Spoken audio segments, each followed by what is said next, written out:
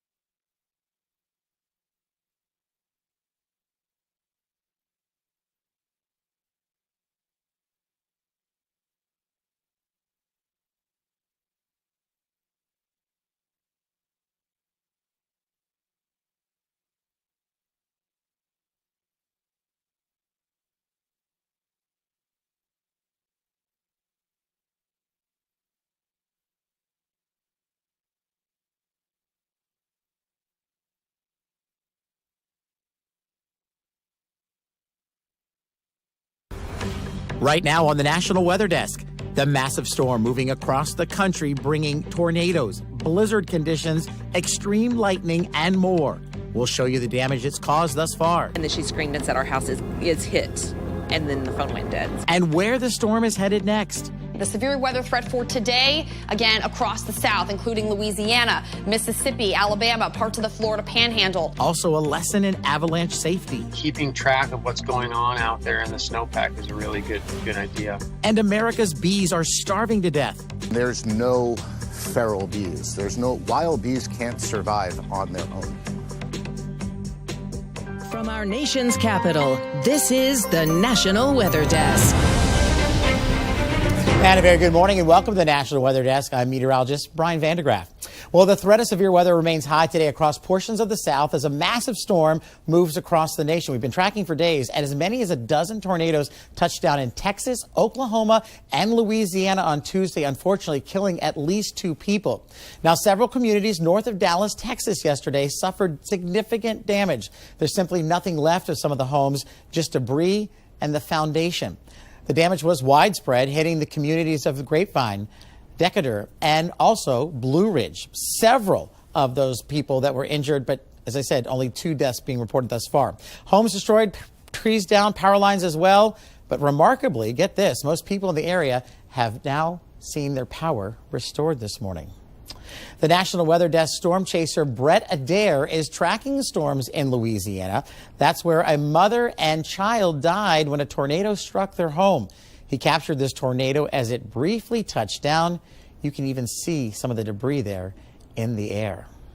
And this video Brett shot earlier near Tallulah, Louisiana. He was able to capture multiple lightning strikes as the storm crossed over Interstate 20. Brett will continue to track the storm as it moves east. Look for his updates on our social pages as well as here tomorrow on the National Weather Desk when we recap some of those storms. As you might imagine, there are also some stories of survival out there. A Louisiana mother says she and her family of 4 hid in a kitchen closet when a tornado swept through her neighborhood. She said the house was shaking and the roof caved in. Luckily, no one was injured. And an EF2 tornado ripped through Wayne County, Oklahoma on Tuesday, and luckily there were no reports of serious injury or death, but one family was lucky enough to be alive after huddling in their basement as the tornado leveled their home. We head to Katie Arata in Wayne County, Oklahoma for more. It's overwhelming. Justina Reeves' sister lived in this home with her husband and 2 children. Taking it out. And the family took cover in their basement during the EF2 tornado that tore through their home this morning. And they were in the basement, and then she said on the phone, I think our house is getting hit. I said, just stay put, like it's not over.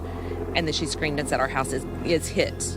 And then the phone went dead. So my husband got in the truck and come around. Luckily we lived right there. And him and Jordan that lives behind here was able to dig them out of the basement. All 4 made it out safe with no injuries, but their home destroyed. They're shaken up. I think adrenaline is still going a lot right now. Everybody is fine health-wise. Nobody's hurt. Better up. The community in Wayne is lining up to offer the family help. cleaning up the damage this destructive tornado caused. So just trying to kind of rummage through what you can. And I know she was waiting on insurance to see whether or not we could move anything, and they finally gave her the green light because she was like, everybody's here and offering, and they're just standing around. And so they were able to start kind of cleaning up. And so the community, the trailers, food, drink, I mean, everybody's just been amazing. And the threat for more storms and tornadoes continues today and even into tomorrow. For more on who could be on alert today, we turn to meteorologist Lauren Oleski in West Palm Beach, Florida. So still tracking rain moving across the south this morning, and that threat for severe weather continues. Now, this is going to continue through today. Look at all of these storms. This is Wednesday evening, continuing to move across the south. Eventually, this cold front makes its way into the state of Florida. We lose the severe weather threat with this when it goes into South Florida, but rainfall still expected heading into late Thursday and early on Friday. The severe weather threat for today, again, across the south, including Louisiana, Mississippi, Alabama, parts of the Florida Panhandle. A tornado watch is in effect there for the day. And then I mentioned this is all going to be moving off towards the east. Well, up next is the threat for this severe weather to move across parts of central Florida. This is going to be for the day on Thursday. Once that cold front finally passes the area, temperatures will be dropping. Most of the south will be in the 30s and 40s by Friday morning. I'm meteorologist Lauren Oleski for the National Weather Desk. And as Lauren alluded to, a lot of severe weather through the south, but on the north side of this system, from Minneapolis up to Bismarck and Rapid City, they're dealing with big-time snows. In fact, blizzard warnings there in the upper Midwest. But look around the mid-Atlantic to the northeast. This is where our attention turns tomorrow. Ice, sleet, and freezing rain, portions of the mid-Atlantic from D.C., Baltimore to Philadelphia. And then you head into upstate New York and Vermont. They're talking snow in the form of in the amounts of maybe 8 to 12 plus inches. Big time system. Well, that same system that I mentioned that brought those blizzard conditions to the northern plains with quite a wallop. The Dakotas are especially hit hard. Travel was near impossible. Approximately 300 miles of I-90 were shut down because of the snow. And here's an example of why it's best to stay off the roads. This is along I-70 in Colorado. It was closed from Denver all the way to the Kansas line. Things are not going to get any better today. Blizzard warnings remain in effect through Thursday morning. Man, the power of Mother Nature. A viewer in Nebraska sent these pictures to our station there. He says that the one on the left shows a 4-foot snowdrift, while the photo on the right shows some of the 30 inches of snow that fell in Chadron. Sometimes folks who are experts find themselves in the middle of dicey situations themselves. One such incident happened in Montana last Friday afternoon when snowmobilers with a Gallatin National Forest Avalanche Center triggered an avalanche. The avalanche ran 3 to 6 feet deep and ran around 300 feet wide. The slide caught one rider, but luckily no one was hurt. And there's some added focus on snow safety at the Mount Shasta, up in Mount Shasta, in the wake of several recent avalanches, and because the ski season is just about to get underway. 4 avalanches occurred during the weekend, and all were strong enough to injure, bury, and even kill a person. Yeah. Let's go to Redding, California. Reporter Preston Donian spoke with the Mount Shasta Avalanche Center to learn more about their work. The Mount Shasta Avalanche Center's team of 3 forecasters works daily, combining their own field observations, weather data, and reports from skiers and snowmobilers to build the following day's avalanche forecast. It comes together as an intuitive series of charts and scales published daily at 7 a.m., available on their website. I spoke with the center's director, Nick Myers, about their work and the snow environment they oversee. Yeah, and our snowpack here in the Northern California, Southern Oregon, really kind of the whole West Coast, we call it a maritime snowpack. We tend to get really deep snowpack, big storms. And by and large, our avalanche danger is immediately during and just after storms. The most common type of post-storm avalanche threat is the storm slab avalanche, but the strength of different snow layers and weather factors means the type varies and the possibility of an avalanche always exists. Check the forecast. Like before you do anything, just make it your morning ritual to wake up, grab your coffee, read the forecast. You can read just the bottom line, but we strongly encourage people to read the full forecast. There's a lot of details and a lot of learning that people can then glean from that. And even if you're not going out skiing, just kind of keeping track of what's going on out there in the snowpack is a really good idea. And it's something we hope we'll never need to be rescued from a dangerous situation like that. But it's good to know that folks are honing their skills in case they need to pluck others to safety if they get into danger in the snow. And that's what's happening in Montana County if folks need to be rescued by helicopter. These photos show their most recent training, which includes a refresher course on flying with skis and preparing patients in the snow. They know how important this is, especially during the winter months. Our helicopter program has really made a difference in our ability to access patients quickly in remote and austere backcountry conditions, and then to evacuate them as quickly as possible. Ravisky says it requires a high level of training and proficiency to safely have a person below a helicopter suspended by a rope. It's why they train like this all throughout the year. And it's time to test your weather wit. Do you know the difference between a hurricane, a typhoon, and a tropical cyclone? Well, you'll stick around. We'll have the answer for you right after the break.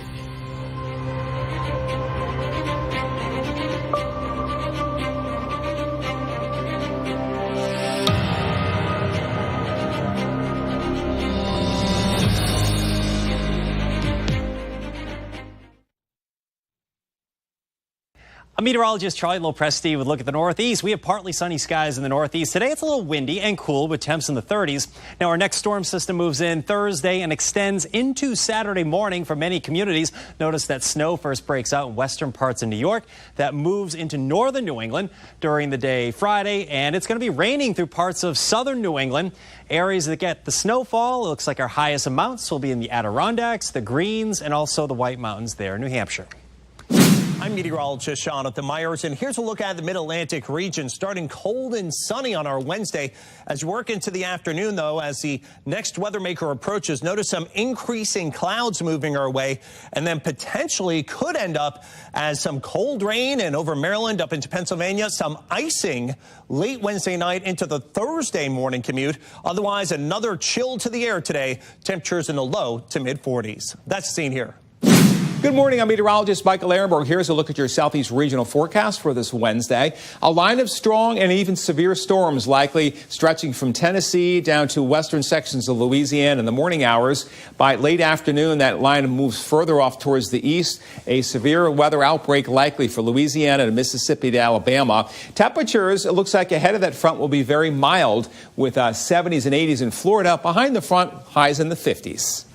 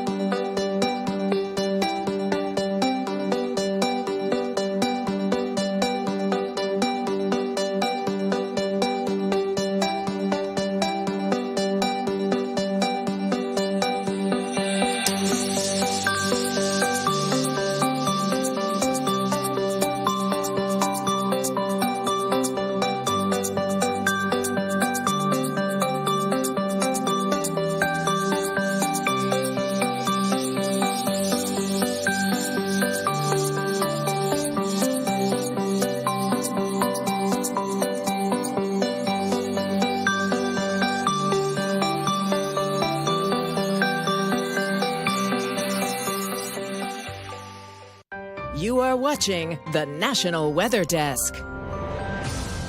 Well, before the break, I asked you a question to test your weather wit, and here's Emily Gracie with the answer. So what's the difference between a hurricane, a typhoon, and a tropical cyclone?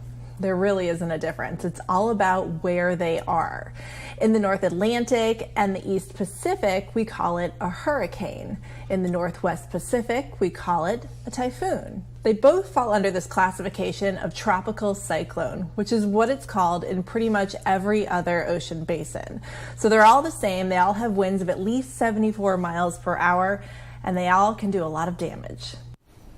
Well, the storms and droughts of 2022 have taken their toll on crop yields and impacted supply chains. But one storm in particular had a huge impact on the bee populations. Hurricane Ian blasted into Florida and crushed thousands of beehives, killing bees by the millions.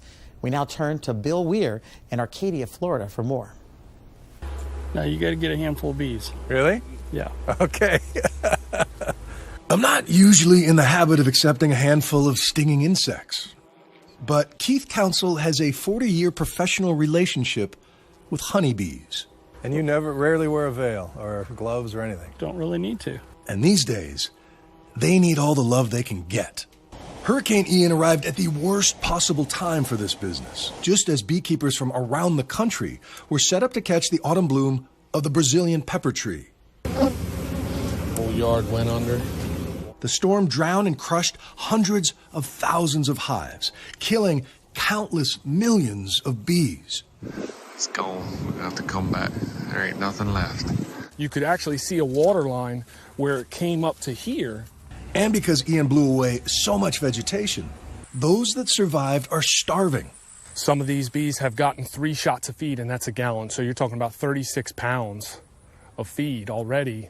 And you can still go back after they suck the feed down, and it looks like they never were fed at all. They're just starving. They're just starving. Yeah, it's nonstop. So it's just an added cost, and you're just trying to do the best. You have to make that tough decision of, really, is it worth the money, the financial cost to try to save it?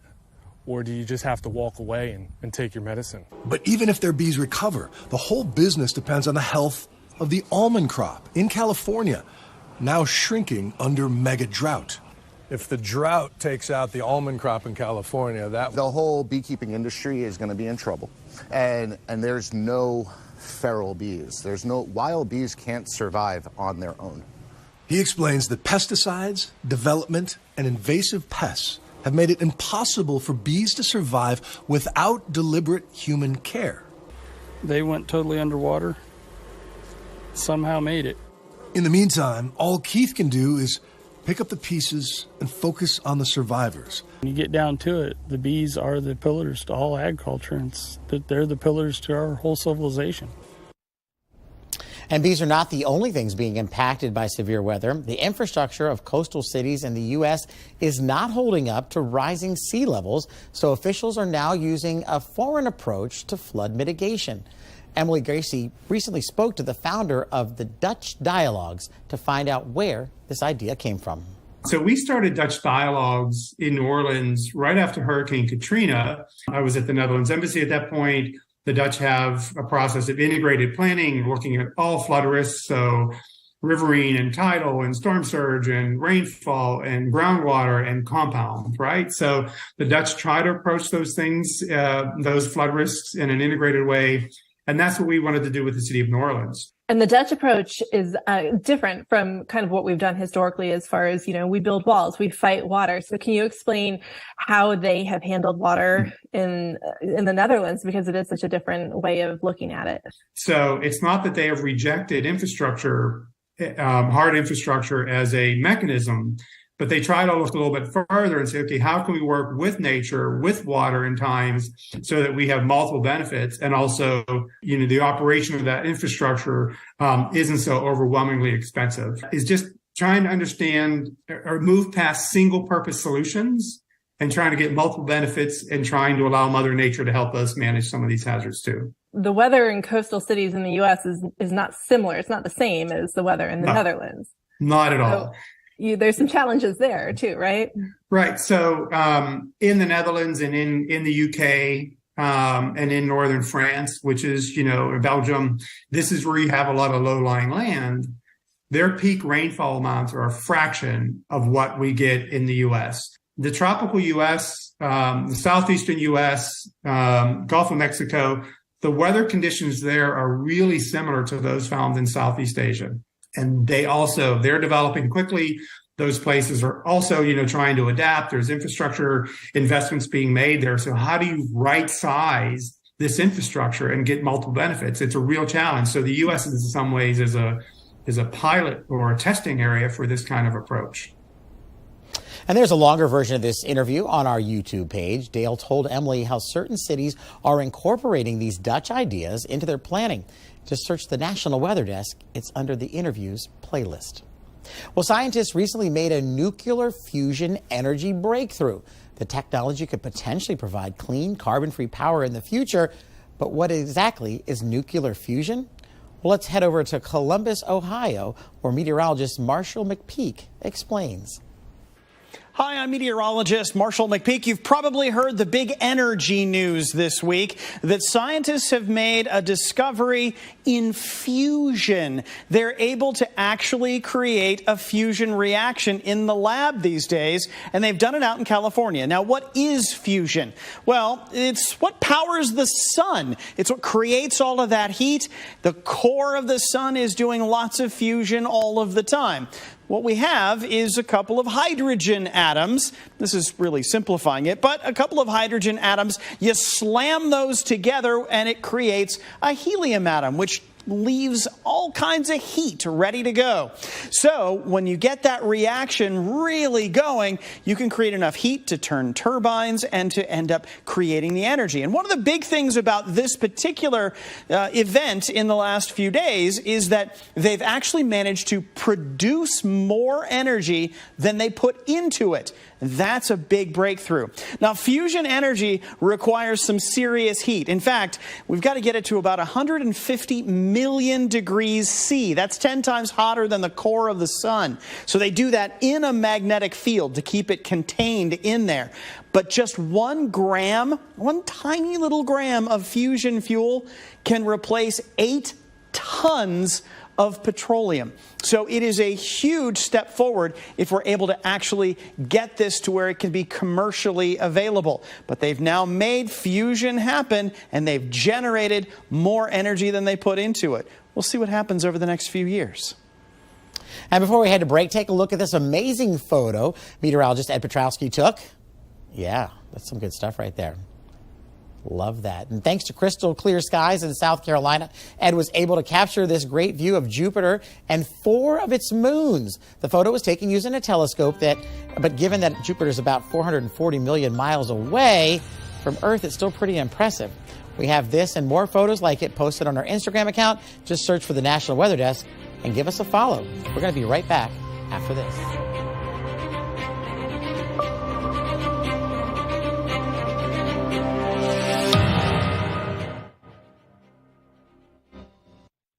Well, a very good Wednesday morning, everyone. I'm meteorologist Andrew Buckmichael. Snow showers across the northern part of the Midwest, and we've got some rain moving its way into the Ohio Valley for the day today. Snow continues across the upper part of the Midwest for your Thursday. Rain starting to work its way out to the east, and still some light snow showers even heading into your Friday across the northern half of the Midwest. Temperatures staying chilly as we head into the start of the weekend. Good morning. I'm meteorologist Alex Garcia. Here's a look at your regional weather. It's downright chilly from Amarillo to El Paso to into Oklahoma. 20s and 30s this morning. We're seeing 50s and 60s and even 70s way deep into South Texas. We'll watch a Pacific front continue to push through Louisiana, Mississippi, and Alabama with some pretty big showers and thunderstorms. Meanwhile, it's cool, dry air filtering into the rest of the state. That clears it out. It brings some sunshine and allows temperatures to warm up. I'm meteorologist Alex Garcia. That's a look at your regional weather.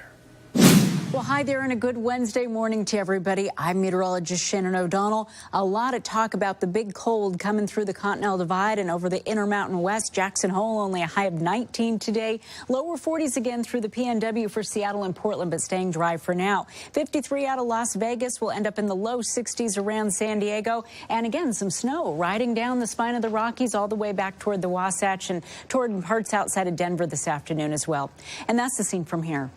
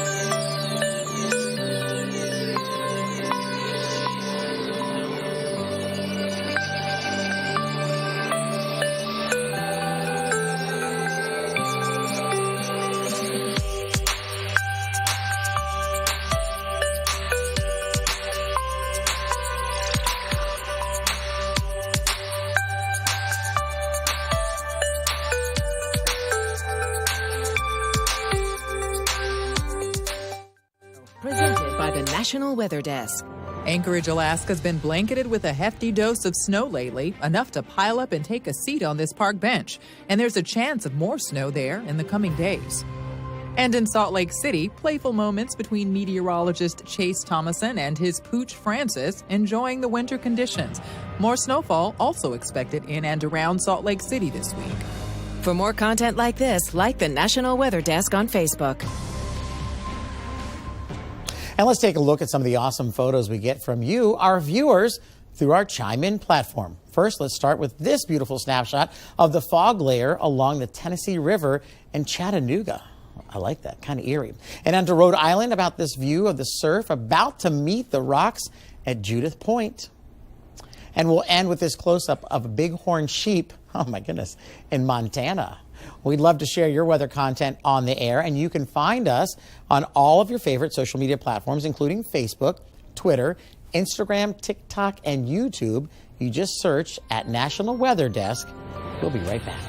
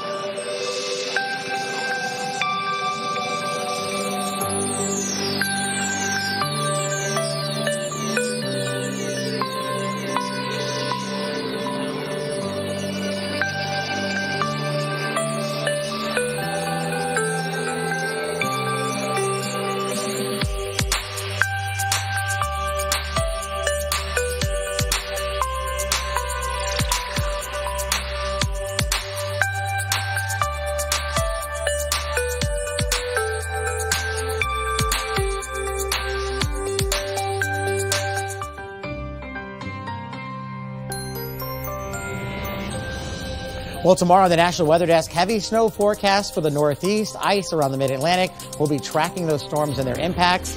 We thank you for joining us. I'm meteorologist Brian Vandergraff. Make it a great Wednesday, and we hope to see you back here again tomorrow.